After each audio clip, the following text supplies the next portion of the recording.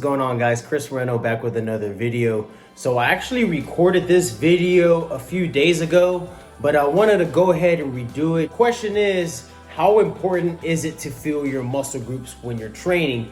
And the short answer is not as important as you may make it out to be. So for example, if we're working the pecs, right? The goal is going to be making sure that we're taking the division of the pec that we're wanting to work through its full contractile range, right, under load, right? So for the upper chest, the fibers tend to run in this direction, right? So we want to make sure that we're using movements that allow us to follow those fibers with the load, right? And the sternal pecs, the fibers run this way. So we want the load to travel this way ideally. That is why typically we would want to do dumbbell presses when it comes to a free weight selection, and cables or machines with converging handles, because that's what's going to allow you to follow the fibers. However, if we take the hex press, that's when you take the two dumbbells, you're pressing them together, right? And you're just coming down and pressing up, and you're just going back and forth. You will feel your chest. However, the drawback with those movements is that we're not lengthening the pecs under load, right? We're not taking the stretch portion of the lift under load. We're just going back and forth. And yes, we may feel our chest while we're doing the movement, but we're not necessarily following the fibers, right? To where we're able to then cause hypertrophy to happen, because hypertrophy is going to happen when you create enough mechanical tension.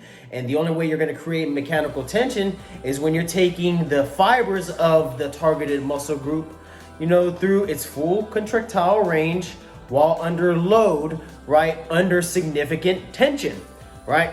So this is the significant tension, right? However, we're not following the fibers. So we're not going to make gains from it. And yes, this may add intensity to your workout, but at the end of the day, you know, gains aren't going to happen just from intensity alone. Like, yes, you want intensity, you want effort, but at the same time, you need to make sure that the movements you're selecting fit your overall individual structure and you're able to give maximum amounts of effort.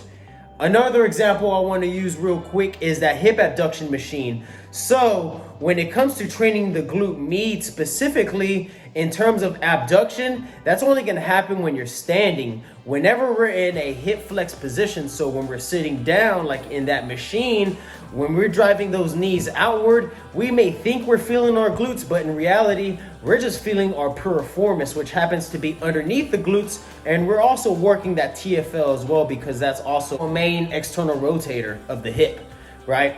So it's not just about the feeling. Like, if you select the movements that are geared towards working what it is that you're targeting, then like, yes, you may feel that muscle working, but that's just a byproduct of you selecting an efficient movement, an effective movement at that. It has not so much to do with the feeling. Again, that's not what we want to chase. We don't want to chase a feeling. We want to make sure that we're doing things that are going to for sure produce a result, and feelings will not do that, right?